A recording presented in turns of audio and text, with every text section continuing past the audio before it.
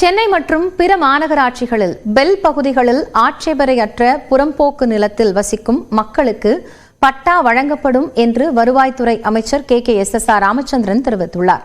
சென்னை உட்பட பல்வேறு மாநகராட்சிகளில் பெல்ட் பகுதிகளில் பட்டா வழங்கக்கூடாது என்று 1962ஆம் ஆண்டு சட்டம் இயற்றப்பட்டது. இதனால் அப்பகுதிகளில் வசிக்கும் மக்கள் பட்டா பெறுவதில் சிக்கல் நீடித்து வந்தது.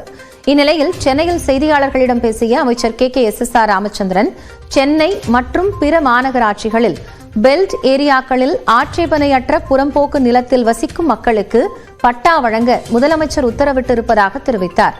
அதன் அடிப்படையில் அடுத்த 6 மாத காலத்திற்குள் பட்டா வழங்கப்படும் என்றும், சென்னையில் மட்டும் 29,157 பேருக்கு பட்டா வழங்கப்பட இருப்பதாகவும் அமைச்சர் தெரிவித்தார். தனி மனிதனுக்கு குடியிருக்க வீடோ இடமோ இல்லாமல் இருக்கக்கூடாது என்ற அடிப்படையில் முதலமைச்சர் இந்த முடிவை எடுத்திருப்பதாகவும், இதன் மூலம் 1962ஆம் ஆண்டு முதல் நீடித்து வந்த பிரச்சினை முடிவிற்கு வந்திருப்பதாகவும் பெருமிதம் கூறினார். மேலும் தமிழ்நாடு முழுவதும் 6,29,000 பேருக்கு அடுத்த 6 மாதங்களுக்குள் பட்டா வழங்கப்படும் என்றும் அமைச்சர் KKSSR ராமச்சந்திரன் தெரிவித்தார். 62 இருந்து 2024 வரை 25 வரை அதன் மீது எந்த நடவடிக்கை எடுக்காமல் இருந்து இன்றைக்கு முதலமைச்சர் அவர்கள் மிக தெளிவாக ஒரு முடிவெடுத்து 6 மாத காலத்திற்குள்ளாக பட்டா வழங்க வேண்டும் என்று ஆணையிட்டது மட்டுமல்லாமல், மாவட்ட அளவில் ஒரு குழுவும் சென்னையில் மாநில அளவில் ஒரு குழுவும் அமைத்து உடனடியாக அந்த பணிகளை துவங்கி 6 மாத காலத்திற்குள்ளாக முடிக்க வேண்டும் என்று உத்தரவிட்டிருக்கிறார்கள். பெல்ட் ஏரியாக்களில் வசிக்கும் மக்களுக்கு பட்டா வழங்கும் வகையில் சட்ட விதிகளில் திருத்தம் செய்யப்பட்டுள்ளதாகவும், இதன் மூலம் தமிழ்நாடு முழுவதும் 86,000 பேருக்கு பட்டா வழங்கப்படும் என்றும் அமைச்சர் KKSSR ராமச்சந்திரன் தெரிவித்துள்ளார். நியூஸ் 18 செய்தியாளர் அபினேஷுக்கு அவர் அளித்த பேட்டியில் பட்டா வழங்குவதற்கான சிறப்பு முகாம்கள் நடத்த திட்டமிடப்பட்டுள்ளதாகவும் குறிப்பிட்டார். இந்த அமைச்சரவை ஒப்புதல் மூலமா எவ்வளவு பேர் பயன்படுவாங்க, இதுல எந்தெந்த வகையான பொறுப்புகளுக்கு இதுக்கு பயனுள்ளதா? இந்த பெல்ட் ஏரியா சட்டம்ங்கிறது 1962 அன்னைக்கு இருந்த அரசாங்கத்தால் கொண்டு வரப்பட்ட சட்டம். இந்த பெல்ட் ஏரியா சட்டம், இந்த சட்டத்தின் மூலமாக என்னன்னா, சென்னை சுற்றி இருக்கிற மாவட்டங்களில் 32 கிலோமீட்டர் வரைக்கும் இருக்கிற இடங்களுக்கு நீங்க ஒரு ஆக்கிரமிப்பு பண்ணி குடியிருந்தாலும் நாங்கள் பட்டா கொடுக்க முடியாது. இதுதான் இந்த சட்டத்தினுடைய, அந்த 62 சட்டத்தினுடைய நாம் பொதுமக்கள் என்ன கேட்குறாங்கன்னா, நாங்கள் இத்தனை வருஷ காலமாக குடியிருக்கோம், நீண்ட நெடிய காலம் குடியிருக்கோம், எங்களுக்கு பட்டா இல்லை, கரண்ட் இல்லை, எங்களுக்கு வீடை எங்களால் ஒன்றும் பண்ண முடியல, இந்த வீட்டு மேலே லோன் வாங்கியோ நல்லது கெட்டது எங்களால் பண்ண முடியலன்னு சொல்லி பொதுமக்கள்லாம் குறை சொன்னாங்க.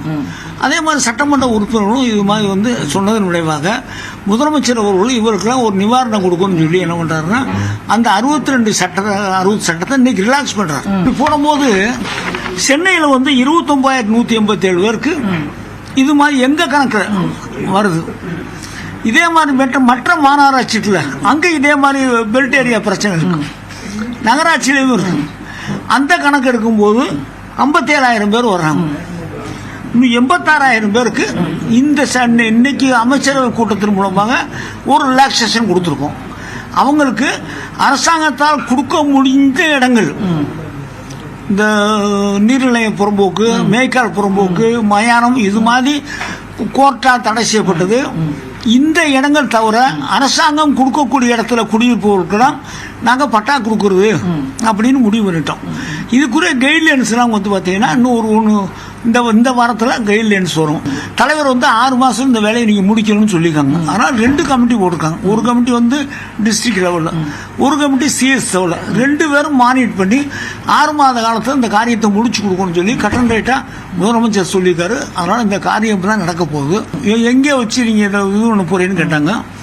ஒன்று கலெக்டர் ஆஃபீஸில் வச்சுக்கிறோம், கூட்டம் நிறைய வர்ற மாதிரி இருந்துச்சுன்னா கேம்ப் போட்டுருவோம். கேம்ப் போட்டு பொதுமக்களுக்கு எந்த விதமான அசௌகரியம் இல்லாமல் இந்த காரியத்தை நாங்கள் செஞ்சு கொடுத்தோம். அதிமுகவில் மீண்டும் ஒரு பிரளயம் ஏற்பட்டுள்ளது. இம்முறை செங்கோட்டையன் மூலம். என்ன நடக்கிறது அதிமுகவில் பார்க்கலாம் இந்த தொகுப்பில்.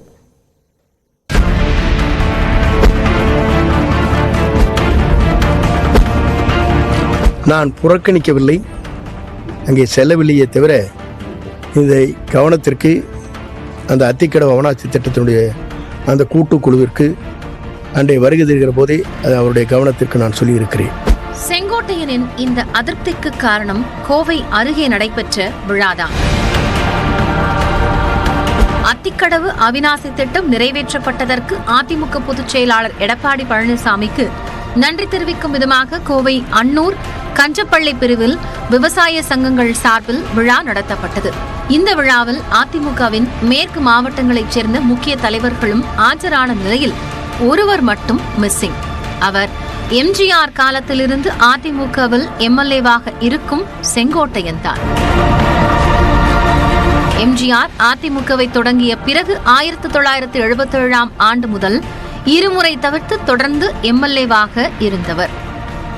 எம்ஜிஆரின் தீவிர விசுவாசியான செங்கோட்டையன் இபிஎஸ் பங்கேற்ற விழாவில் எம்ஜிஆர் ஜெயலலிதா படங்கள் இடம்பெறாததாலேயே தான் விழாவில் பங்கேற்கவில்லை என விளக்கம் அளித்தார்.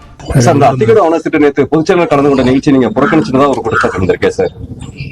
என்னை பொறுத்தவரையிலும் அத்திக்கடவு அவனாசி திட்டத்தில் ஏற்பாடு செய்திருக்கிற குழுவை சார்ந்தவர்கள் 3 நாட்களுக்கு முன்னாலே என்னை சந்தித்தார்கள். சந்திக்கிற போது அவரிடத்திலே நான் வைத்த வேண்டுகோள் என்ன என்று சொன்னால், எங்களை உருவாக்கிய புரட்சித் தலைவர் புரட்சித் தலைவி அம்மாவுடைய திருவுருவப் படங்கள் இல்லை. எங்களிடத்திலே கலந்திருந்தால் நான் அதை உங்கள் கவனத்திற்கு கொண்டு வந்திருப்பேன். நான் புறக்கணிக்கவில்லை, அங்கே செல்லவில்லையே தவிர இந்த கவனத்திற்கு அந்த அத்திக்கடவு அவனாசி திட்டத்தினுடைய அந்த கூட்டுக்குழுவிற்கு அன்றைய வருகை தருகிற போதே அது அவருடைய கவனத்திற்கு நான் சொல்லியிருக்கிறேன். ஆனால் இபிஎஸ் பங்கேற்றது அதிமுக விழா அல்ல என முன்னாள் அமைச்சர் ஜெயக்குமார் விளக்கம் அளித்தார். அந்த திட்டம் எல்லா கட்சியை சேர்ந்த விவசாயிகள் இருக்கின்ற காரணத்தினால இதில் ஒரு அரசியல் கலப்பு இருக்கக்கூடாது என்ற வகையில் தான் இது அந்த அந்த கூட்டமே நடைபெற்றது. அனைத்து இந்திய அண்ணா திராவிட முன்னேற்ற கழகம் செய்யல. இந்த நிகழ்ச்சியை பொறுத்தவரை பார்த்தீங்கன்னா முழுக்க விவசாயிகள் கூட்டமைப்பு தான் ஏற்பாடு செஞ்சது. ஏன்னா விவசாயிகள் கூட்டமைப்பு சர்வ கட்சி, எல்லா கட்சியும் அதில் இருக்காங்க. எனவே அந்த வகையில் தான் இந்த கருத்தை நான் சொல்ல முடியும். ஜெயலலிதாவின் தொண்டனாக செங்கோட்டையனின் கருத்தை ஏற்பதாகவும் அதிமுகவிற்கு 2026ஆம் ஆண்டு எடப்பாடி பழனிசாமி மூடு விழா நடத்துவார் என்றும் அமமுக பொதுச் செயலாளர் டிடிவி தினகரன் கூறியுள்ளார். தன்னை காப்பாற்றிக் கொள்வதற்காக புரட்சி தலைவர் கண்ட இயக்கத்தை, அம்மா அவர்கள் கட்டி காத்த இயக்கத்தை கேடயமாக பயன்படுத்திக் கொண்டு தன்னை காப்பாற்றிக் கொண்டு வருகிறார். இது தொடர்ந்து நீடித்தால் 26 தேர்தலுக்கு பிறகு அம்மாவின் இயக்கத்திற்கு மூடு விழா நடத்தி விடுவார். நான் பல முறை தொடர்ந்து சொல்லிட்டு வரேன் உங்களை சந்திக்கிறப்பெல்லாம். அதை அங்கு உள்ள தொண்டர்கள் உணர வேண்டும், நிர்வாகிகள் உணர வேண்டும். இப்பிரச்சனை குறித்து பேசிய அமைச்சர் ரகுபதி கட்சியை கட்டுப்பாட்டில் கொண்டுவர இபிஎஸ் படாத பாடுபடுகிறார் என்றார். இன்றைக்கு கட்சி அவருடைய கட்டுப்பாட்டில் இருக்கிறதா என்பதை அவருடைய முன்னாள் அமைச்சர்களாக இருந்தவர்களே இன்றைக்கு பேசுகின்ற பேச்சுக்கள் உங்களுக்கு எடுத்துக்காட்டும். எனவே கட்டுப்பாட்டிலே கட்சியை கொண்டு வருவதற்கு அவர் இன்றைக்கு படாத பாடுபட்டுக் கொண்டிருக்கிறார். ஜெயலலிதா மறைவிற்கு பிறகு அதிமுக டிடிவி தினகரன், சசிகலா, ஓ பன்னீர்செல்வம் என பல அணிகளாக உள்ளது.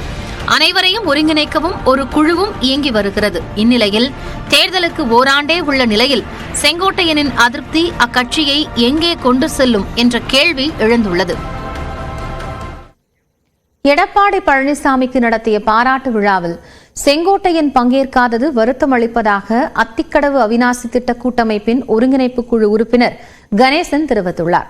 கோவையில் செய்தியாளர்களிடம் பேசிய அவர், அத்திக்கடவு அவிநாசி திட்டத்திற்கு 80% பணிகளுக்கு நிதி ஒதுக்கீடு செய்ததால் எடப்பாடி பழனிசாமிக்கு பாராட்டு விழா நடத்தியதாகவும் தெரிவித்தார். ஐயா செங்கோட்டையன் அவர்களும் எங்களுக்கு மிகப்பெரிய வழிகாட்டியாக பல்வேறு சமயங்கள் சென்று அவர்களுடைய பல்வேறு ஆலோசனைகள் பெற்றிருக்கிறோம். அவர் எங்களுடைய மதிப்புக்குரியவராகிறார். அவர்களுக்கும் இந்த விழா தொடர்பாக அழைப்புதல் கொடுத்தோம். அவர் நிகழ்வில் கலந்து கொள்ளாதது எங்களுக்கு சிறிய வருத்தமாக இருந்தாலும் கூட அவரை மறுபடியும் நேரில் சந்திக்க நாங்கள் தயாராகத்தான் உள்ளோம். இந்திய சுதந்திர போராட்டத்தின் போது பல்வேறு தலைவர்கள் இந்த போராட்டத்தில் பங்கெடுத்து கொண்டாலும் கூட நாம் மகாத்மா காந்தியை முன்னிலைப்படுத்துகிறோம் என்பது முன்னிலைப்படுத்துவதற்கு எது காரணமாக அமைகிறதோ அதுவே நாங்கள் எடப்பாடியாரை முன்னிலைப்படுத்துவதற்கும் காரணமாக அமைகிறது. ஏனென்றால் முழுமையான நிதியை ஒதுக்கி குறுகிய காலகட்டத்திற்குள் இந்த திட்டத்தை நிறைவேற்றிய அவர் எப்போதும் எங்களுடைய பாராட்டுக்குரியவராக, நன்றிக்குரியவராக இருக்கிறார் என்பதை நான் பதிவு செய்கிறேன்.